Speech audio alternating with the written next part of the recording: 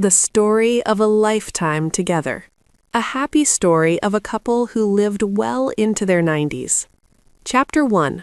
A Morning at 90.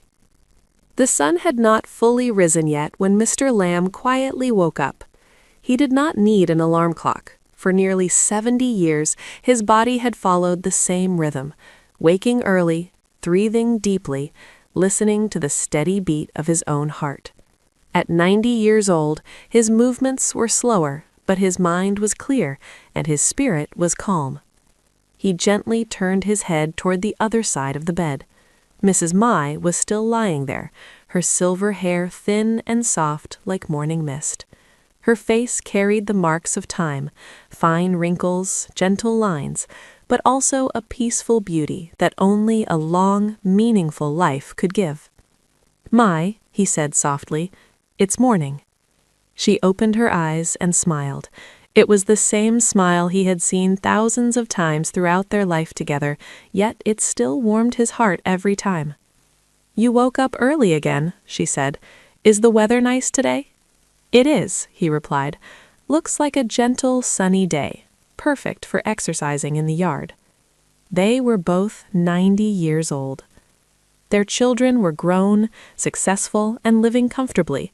Many people had suggested that they move in with their children so they could be taken care of more easily. But every time the topic came up, the couple simply smiled and shook their heads. "As long as we can take care of ourselves, we will live our own life." Their house was small and old, but clean and well organized.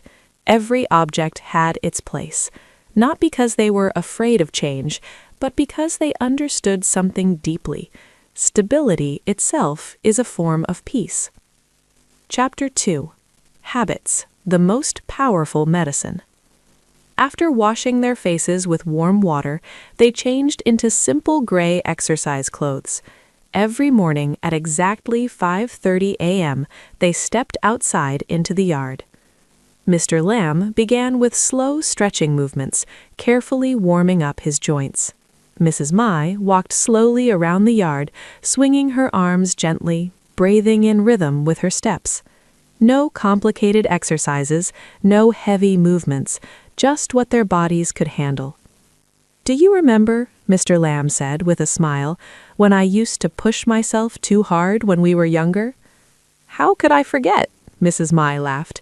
"You hurt your back and complained for a whole month." Their laughter was soft, not loud, but deep, the laughter of people who had shared a lifetime. After 30 minutes, they went back inside and each drank a glass of warm water. Not tea, not coffee, just warm water, a habit they had kept since their 50s. Young people today take all kinds of supplements, but I believe the most important thing is consistency and moderation. Mrs. Mai nodded. She had lived long enough to know that there are no miracles for health, only discipline and listening to your body. Chapter 3. A small kitchen full of joy. By 7, the kitchen was warm and cozy. Mrs. Mai stood by the stove, her hands slightly trembling with age, but still steady and practiced. That morning, she cooked oatmeal porridge with vegetables and a boiled egg cut neatly in half. Mr. Lamb washed the vegetables and sliced carrots. They worked side by side, speaking very little. After decades together, words were often unnecessary. "Are you tired?" he asked gently. "I can do more." "I'm fine," she replied. "As long as I can do it, I will. Sitting around makes me feel more tired." It was something she always said whenever their children called and told her to rest more. Their breakfast was simple. Low salt, low oil, nothing fancy, but it was nutritious and prepared with care. More importantly, it was cooked by their own hands in a relaxed and joyful state of mind. "Cooking for yourself," Mr. Lamb often said, "is a way of loving yourself." After eating, they washed the dishes together. No one depended on the other. Every task was shared naturally, like breathing. Chapter 4. A life that survived hard times. Few people knew how much this peaceful life had cost them. Mr. Lamb grew up in deep poverty. His childhood was filled with hunger, air raid sirens, and days spent hiding from bombs. Loss was a part of daily life. Mrs. Mai grew up in a rural village where girls were rarely given the chance to attend school. They met when they were 20 during a community labor project. He was tall, thin, and quiet.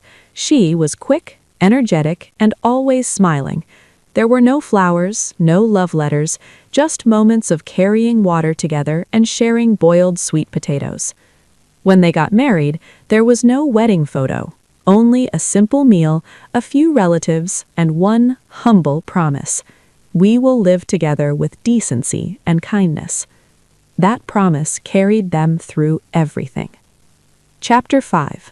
The Secret to a Long Marriage. They never claimed their marriage was perfect. There were times of hunger, sickness, and financial struggle.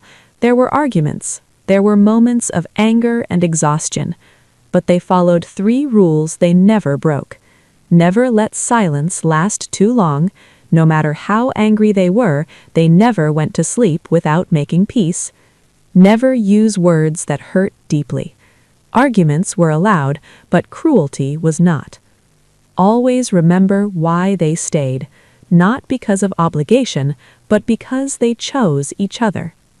When we were young, Mrs. Mai said with a smile, there were moments when I thought about giving up, but then I would look at him sleeping and feel compassion again. Mr. Lamb gently held her hand, thin, wrinkled, yet warm. I felt the same way, he said. Chapter 6. Independence, a gift to their children. When their children grew up, the couple made a clear decision. They would not become a burden.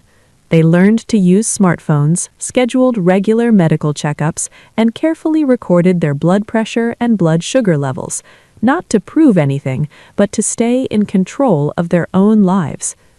Our children have their own journeys, Mr. Lamb said. If we love them, we must take care of ourselves. Whenever their children visited and saw them cooking, cleaning, and moving independently, they felt both relieved and deeply respectful. Chapter 7. Old age is not lonely. In the afternoons, the couple sat on the porch, reading old books or listening to music from their youth. Neighbors stopped by for tea, sharing stories of the past. Their old age was quiet but not lonely, because they had each other. Many people fear aging because they fear loneliness, but if you have someone walking beside you, growing old is not scary, Mrs. Mai said. Mr. Lamb nodded. What matters is how you live when you are young. Chapter 8. Lessons for the younger generation. At 90, they no longer wished for anything grand, but if they could leave a message for younger generations, it would be this: health does not come from medicine alone. It comes from habits. Sleep well, eat moderately, move daily. Happiness is not always exciting. Sometimes it is simply cooking a meal together. Independence is the longest-lasting form of love, for yourself and for others. A long marriage requires patience more than romance. Chapter 9. When the Sun Sets. In the evening, they ate dinner early. Later, they looked to old photographs, people who had passed away, memories that had faded, moments frozen in time. But love remained. Mr. Lamb spoke softly. If I could live this life again, would you choose me? Mrs. Mai did not answer right away. She squeezed his hand. I already chose you for an entire lifetime. Why ask again? Outside, the sun slowly set. Another ordinary day came to an end, simple, peaceful, and complete.